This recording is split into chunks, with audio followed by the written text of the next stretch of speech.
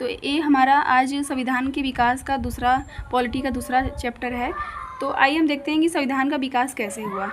तो ये most important questions की सर्वप्रथम सभा संविधान जो सभा है, देखिए यहाँ पे मैंने यहाँ पे शब्द को भूल गई थी। तो यहाँ पे मैंने इस चिन्ह को बोलते हैं हंस पद। ये हमारे हिंदी का भी क्वेश्चन के लिए इम्पोर्टेंट है।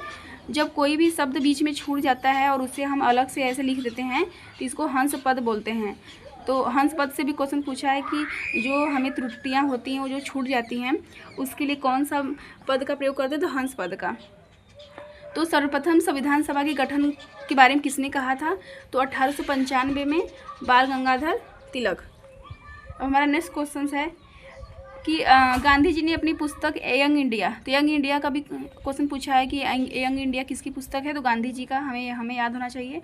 इन्होंने अपनी पुस्तक में कहा था कि जो भारतीय संविधान है वो भारतीयों की इच्छा के अनुसार होगा। अब यहाँ पे मोस्ट इम्पॉर्टेंट साइमन कमीशन।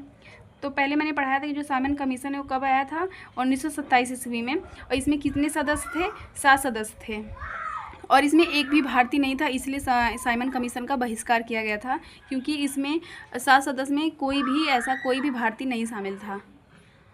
और द्वैध शासन की समाप्ति हो गई इसमें, क्योंकि 1935 में हमारा शासन अधिनियम में क्या हुआ था कि जो हमारा द्वैध शासन है प्रांत से हटाकर केंद्र में लाया गया था। तो जब साइमन कमीशन आया तो 1927 में हटा दिया इसको। अब हम बात करेंगे नेहरू रिपोर्ट।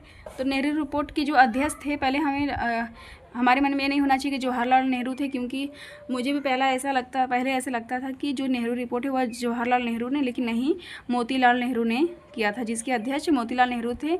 और नेहरू रिपोर्ट कहाँ पे किस समिति में गठन के समय हुआ था, तो बम्बई में एक समिति का गठन हुआ था, उसमें नेहरू रिपोर्ट को प्रस्तावित किया गया था। मोस्ट इम्पॉर्टेंट क्वेश्चंस की औपचारिक रूप से संविधान सभा की विचार का प्रतिपादन सर्वप्रथम किसने किया था, औपचारिक रूप से, तो मानवेंद्र नाथ राय।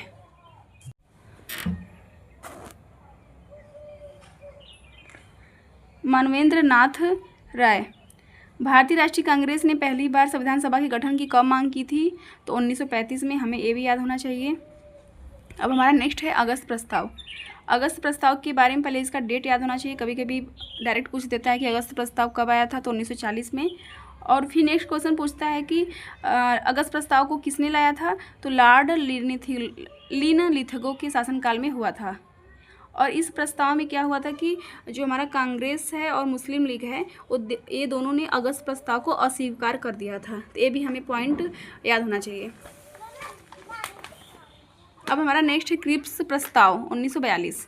पहले डेट याद होना चाहिए, उसके बाद उसके डिटेल के बारे में याद होना चाहिए। तो गांधी जी ने, आपको नाम से पता चल रहा है कि स्टैफोर्ड क्रिप्स की अध्यक्षता में यह प्रस्ताव लाया गया था। और महात्मा गांधी जी ने इस मिशन को दिवालिये बैंक का बिना तिथि का व खाली चेक कहा था। तो ये भी पॉइंट हमें याद होना चाहिए। अब हम देख लेते हैं कैबिनेट मिशन, जो कि 1946 में आया था, 22 मार्च 1946 को। इस योजना के तहत संविधान सभा का गठन हुआ था, जिसमें क्वेश्चन हमारा बहुत बार एग्जाम में पूछ चुका है कि भारत का जो संविधान सभा का जब गठन हुआ था तो वह किस मिशन के तहत हुआ था, या किसकी वजह से हुआ था, किसके आने से हुआ था, तो कैबिनेट मिशन के तहत 1946 में। ये पॉइंट हमें याद होना चाहिए। कैबिनेट मिशन में 3 सदस्य थे, ये भी याद होना चाहिए। और जो पैथिक लॉरेंस थे वो उसके अध्यक्ष थे। और कभी कभी एग्जाम में पूछ देता है कि निम्नलिखित में से कौन से कैबिनेट मिशन के अध्यक्ष नहीं थे, तो इसलिए आपको इनका नाम याद होना चाहिए, जिससे आप उस क्वेश्चन को सही कर पाएंगे। अब हमारा है भारतीय संविधान सभा। भारतीय संविधान सभा में कुल कितने सदस्य थे, तो 389 सदस्य थे। ग्रेनविल ऑस्टिन संविधान सभा कांग्रेस की थी और कांग्रेस भारत था। ग्रेनविल ऑस्टिन ने कहा था कि संविधान सभा कांग्रेस थी और कांग्रेस भारत का था। तो बहुत सारे जो लोग भी थोड़ा इंपॉर्टेंट रहता है, जो लोग भी कथन कहे रहते हैं, तो कभी कभी एग्जाम में डायरेक्टली क्वेश्चन पूछ देता है, इसलिए हमें इन सब भी पॉइंट को भी ध्यान में रखना चाहिए।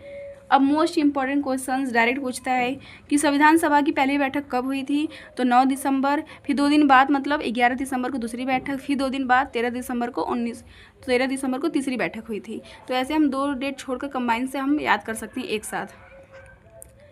तो पहली बैठक कब हुआ था? 9 दिसंबर 1946 को दिल्ली में। ये भी डेट याद होना चाहिए, कभी कभी एग्जाम में पूछ देता है कि कहाँ पे हुआ था, तो दिल्ली में। और इसमें अस्थायी अध्यक्ष, ये तो कितनी बार एग्जाम में क्वेश्चन पूछ चुका है कि, तो ये हमें पॉइंट याद होना चाहिए कि जब पहली बैठक हुई थी तो उसमें अस्थायी अध्यक्ष कौन थे? तो सच्चिदानंद सिन्हा थे।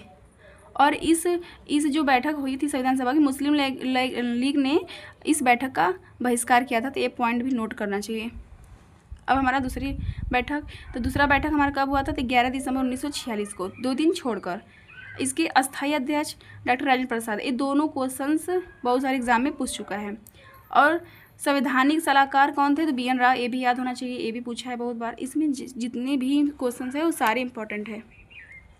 अब हमारा उद्देश्य प्रस्ताव,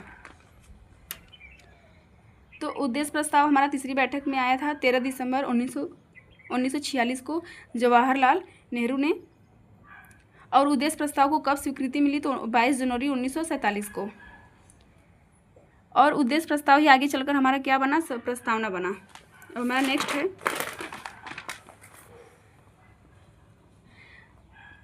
समितियों से भी क्वेश्चन पूछ देता है कि कौन किस समिति के कौन से अध्यक्ष थे, तो हमें याद होना चाहिए। तो संघ और संघी, ये दोनों के कौन थे? जवाहरलाल नेहरू।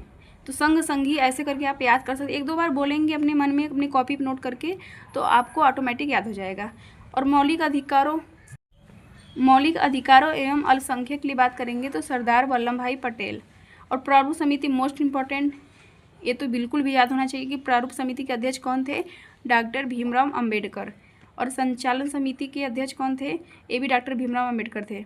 और राष्ट्रीय ध्वज संबंधी तदर्थ समिति के अध्यक्ष कौन थे? डॉक्टर राजेंद्र प्रसाद, जो कि हमारे प्रथम राष्ट्रपति थे। और मोस्ट इम्पॉर्टेंट प्रारूप समिति, तो इसका गठन कब हुआ था? 29 अगस्त 1947 को। और इसके अध्यक्ष कौन थे? अभी आगे मैंने बताया था कि प्रारूप समिति के अध्यक्ष कौन थे? डॉक्टर भीमराव अंबेडकर। 1-2 बार मन में बोलेंगे, याद हो जाएगा। प्रारूप समिति के अध्यक्ष कौन थे? डॉक्टर भीमराव अंबेडकर। इसमें कितने सदस्य थे? 7 सदस्य थे। Doctor Bhimrao Ambedkar, N Gopal Swami Ayyangar, Alladi Krishna Swami Ayyar, KM. Munshi, Mohammad Saadulla, M. Madhavrao, TT. Krishnachari. एक बार हमें नाम याद रखना चाहिए, कभी पूछ देता है कि कौन से इसमें शामिल नहीं थे, तो हमें नाम याद रखना जरूरी हो जाता है। आर एग्ज़ाम में तो इस टाइप का क्वेश्चन पूछता है, सदस्य से पूछ देता है क्वेश्चन। अब बात कर लेते हैं कि हमारा संविधान कब लागू हुआ था, कब स्वीकृति मिली थी। तो 26 नवंबर 1949 को हमारा संविधान सभा द्वारा स्वीकार किया गया था, तो ये हमें पॉइंट बिल्कुल भी याद होना चाहिए। और संपूर्ण संविधान कब लागू हुआ था? तो 26 जनवरी 1950 को लागू हुआ था। संविधान दिवस हम कब मनाते हैं? 26 नवंबर को। और कब से मना रहे हैं? तो 2015 से। संविधान सभा के निर्माण में कितना वर्ष लगा था? तो 2 वर्ष 11 माह 18 दिन। ये तो बहुत सारे लोगों को याद ही होगा। अब संविधान सभा की अंतिम बैठक कब हुई थी? तो अंतिम बैठक 24 जनवरी 1950 को हुआ था। अब देखिए, 22 जुलाई 1947 को राष्ट्रीय ध्वज को अपनाया गया था। और 24 जनवरी 1950 को राष्ट्रीय गान और राष्ट्रीय गीत को अपनाया गया था, तो ये हमें याद होना चाहिए। तो हमारा राष्ट्रीय गान किसने गाया है, किसके द्वारा लिखा गया है? तो रविन्द्रनाथ टैगोर के द्वारा। और हमारा राष्ट्रीय गीत तो बंकिम चंद्र चटर्जी के द्वारा हमारा लिखा गया है। ये भी हमें पॉइंट याद होना चाहिए। अब हमारा यहाँ पे मोस्ट इम्पॉर्टेंट बन जाता है कि संविधान सभा में कितनी महिलाएं सदस्य थी? तो 15 महिला सदस्य थी। ये हमें डाटा याद होना चाहिए। और सर्वाधिक किसकी सदस्यता की थी? तो कांग्रेस की। और 8 महिलाओं ने हस्ताक्षर किया था और 7 महिलाओं ने हस्ताक्षर नहीं किया था। अब जब आज़ादी के बाद जब हमारा मंत्रिमंडल बना, तो उसमें कौन कौन से पद पे कौन व्यक्ति थे? तो जो जवाहरलाल नेहरू ये भारत के पहले प्रधानमंत्री थे, और वह राष्ट्रमंडल तथा विदेशी मामले के भी अध्यक्ष थे। और सरदार वल्लभ भाई पटेल गृह और सूचना एवं प्रौद्योगिकी के थे अध्यक्ष। और मौलाना अबुल कलाम आज़ाद शिक्षा मंत्री थे। और डॉक्टर जान मथाई रेलवे एवं परिवहन। इन सबसे क्वेश्चन मैंने वही लिया है जो एग्ज़ाम में पूछा है क्वेश्चन, और हमारे एग्ज़ाम के लिए मोस्ट ऑफ इम्पॉर्टेंट है। अब हम बात करेंगे कि ऑल इंडिया वीमेंस कांग्रेस की अध्यक्षता किसने की थी? तो हंसा मेहता ने। ये भी क्वेश्चन हमारे लिए इम्पॉर्टेंट है।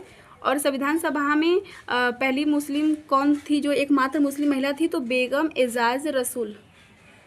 और एनी मस्क्रीनी देसी रियासतों में प्रतिनिधित्व करने वाली एकमात्र महिला। तो इस टाइप का क्वेश्चन हमें याद होना चाहिए, क्योंकि एग्जाम में कभी कभी पूछ देता है। तो ऑल दी बेस्ट। और नेक्स्ट वीडियो अब कल आएगी पॉलिटी की, तब से आप लोग इसको लिख कर याद कर लीजिएगा।